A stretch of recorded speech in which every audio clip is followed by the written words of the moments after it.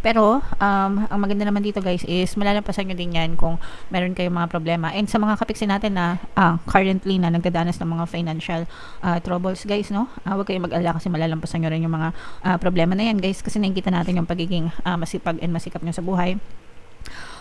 This is the energy of success mga kapiksi, tagumpay, victory mga kapiksi. Kaya lumabas itong strategy na message para sa inyo kasi konting strategy lang yung kailangan nyo mga kapiksi and maaari kayong sumakses and maging matagumpay sa kabuhayan nyo.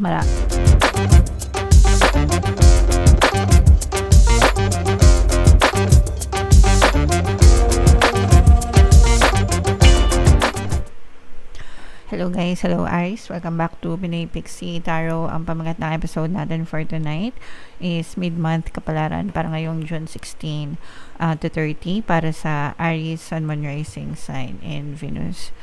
So, unahin natin itong deck na to guys. Tingnan natin yung mga mensahe sa inyo o yung mga paparating sa inyo. By the way mga kapiksi, sa mga naghahanap ng mga pampaswerte na lucky charms, lucky bracelet guys, check nyo lang yung mga items sa description box nitong video. Yeah. So, ito yung mga mensahe para sa inyo guys. This is both negative and positive mga kapiksi. Sa negative guys, ang nakikita natin is itong deception, no? Manloloko energy. So, mag-ingat kayo. Baka ma-scam kayo. Baka maloko kayo. Mga kapiksi, mag-ingat kayo sa mga tao na pinagkakatiwalaan nyo. Sa mga nakakausap nyo. Guys, sa mga transactions nyo. Kilala nyo man or hindi nyo man kilala mga kapiksi, it's better safe than sorry guys, no? So always be careful mga kapiksi. And ito naman strategy mga kapiksi, no? This is pertaining to your goals or desires mga kapiksi. Baka meron kayong mga goals na gusto nyo ma-achieve and parang sinasabi dito guys na bisitahin nyo yung mga plano nyo, yung mga strategy nyo. Mga kapiksi, if kailangan nyo mag-adjust kayo para ma-hit nyo yung mga goals and yung mga desires nyo sa buhay. Alright? Okay, and ito naman guys,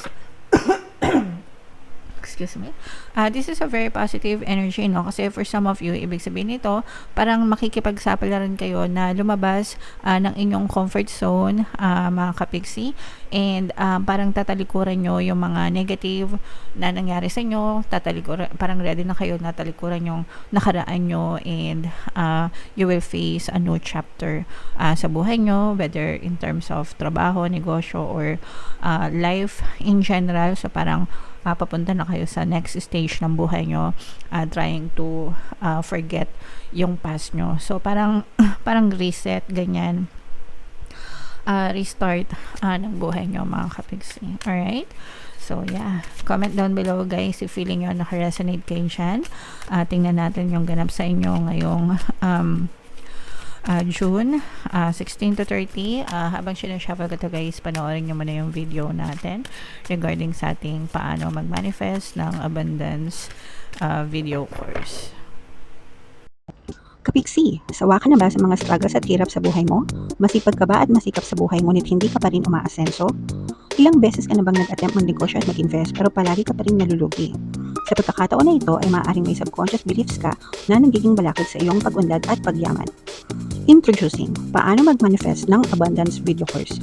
Dito ay matututunan mong ma-overcome ang mga balakid mo para tuluyan ka ng umunlad, umasenso, sumagana, maging matagumpay, successful at maswerte sa iyong kabuhayan, pera, trabaho, negosyo, salapi at kaperahan ng bonggang-bongga. Dali, mag-send na ng email sa pinoypixie@gmail.com at simulan na ang iyong pagyaman ngayon. Alright, so sa lahat ng gusto mag-avail ng course guys, naka-flash sa screen nyo. Una, meron tayong paano mag-manifest ng abundance video course.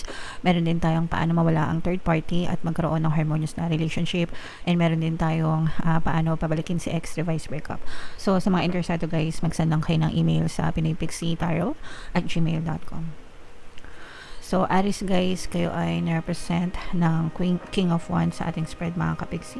So latag natin yung spread nyo guys. And by the way, no, sa mga naghahanap ng mga pampaswerte na lucky charms, lucky bracelet guys, check nyo lang yung item sa description box nitong video.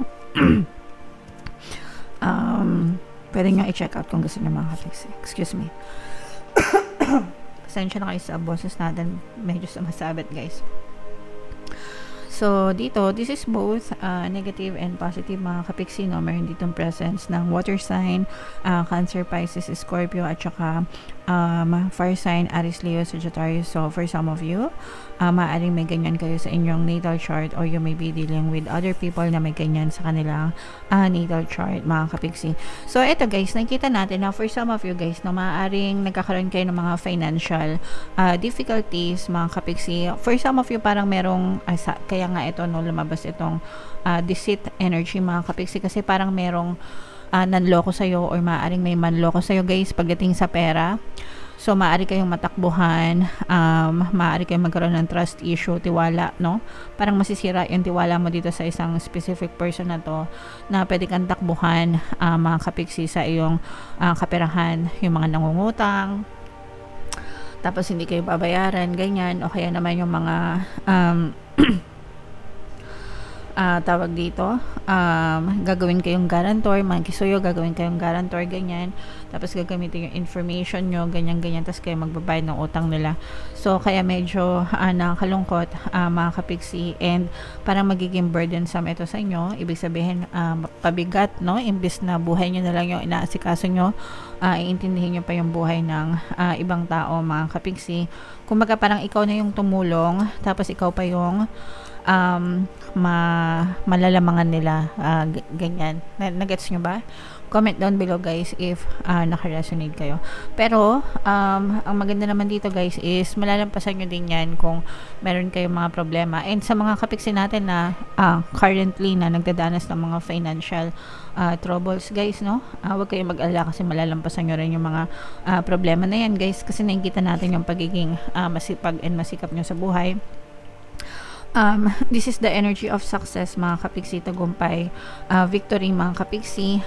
Kaya lumabas itong strategy na message para sa inyo, kasi konting strategy lang yung kailangan nyo, mga kapiksi, and maaari kayong sumakses and maging matagumpay sa kabuhayan nyo. Maaari nyo malampasan itong mga problema nyo, mga kapiksi. Okay? So, ito guys, i-mind nyo na to sa comment section. Mind, tagumpay, victory, success. Kung meron kayong mga specific goals or mga specific desires na sinet sa buhay nyo, Aries, maaari nyo rin yan ma-meet, no? Or yung mga target nyo guys ngayong season na to. So, yeah, i-mind nyo itong mga success and tagumpay na to, mga kapiksi. So, what else guys? Meron pa ditong presence ng another water sign guys, Cancer, Pisces, Scorpio. So, ayan yung mga conflict na sinasabi natin guys, no? So, medyo magkakaroon talaga kayo ng conflict, no? With this person. Itong manloloko sa nyo guys, parang feeling ko kakilala nyo to, no? Kaya kayo magkakaroon ng conflict guys, and bukod doon talagang mukhang mapupunta sa fallout yung inyong relationship, no? So let's say for example, kaibigan nyo or best friend nyo, o kaya kamag-anak nyo, ganyan. Tapos sila pa yung manloloko sa inyo, or sila pa yung mang-aabuso, no? Sometimes hindi loko, no? Abuso naman, mga kapiksi. So maaring yun yung parang kayo minamanipulate, ganyan. Binabackstab, emotional blackmail, no? Parang ganon, mga kapiksi. Yeah, so yun, and medyo masakit sa damdamin nyo na yun nga, parang kayo na yung tumulong, tas kayo pa yung masisira sa kanila, mga kapiksi. Okay, so yun yung sa negative. Pero guys, no, ito sa positive naman, you will be blessed, mga kapiksi, no? Yung mga mabubuting tao talagang binibless yan, mga kapiksi, no? So you just keep on, yung iba sa inyo guys, parang feeling ko medyo magsosolo kayo, Aries, ngayong parang simula ngayon, no, parang medyo lalayo na yung loob nyo sa ibang tao, and parang magsosolo kayo, mga kapiksi, and you will just work on yourself and work on your dreams, guys. So yeah, alright, okay. So, comment down below, mga kapiksi, if feeling nyo naka-resonate kayo dyan. Itong mga success na to, itong mga tagumpay na to sa mga pangarap nyo, guys, i-mind nyo na sa comment section. Yan yung mga positive energies na nakita natin para sa inyo. And ito naman guys, ay basahin natin additional message for you, Aries. So, the moment I realign, i-close up natin, guys.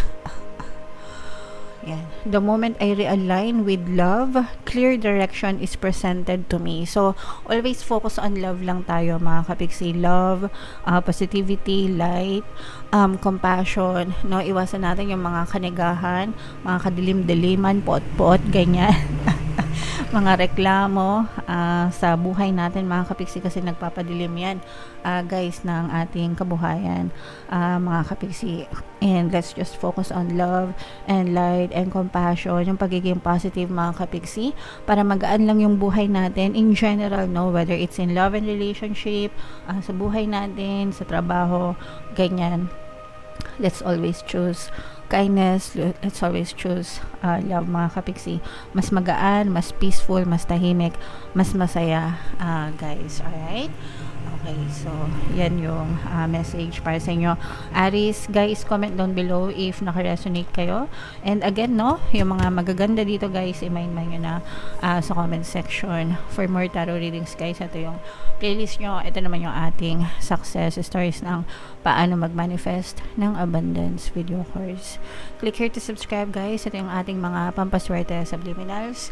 Thank you for liking, sharing, and subscribing mga kapiksi. See you next time.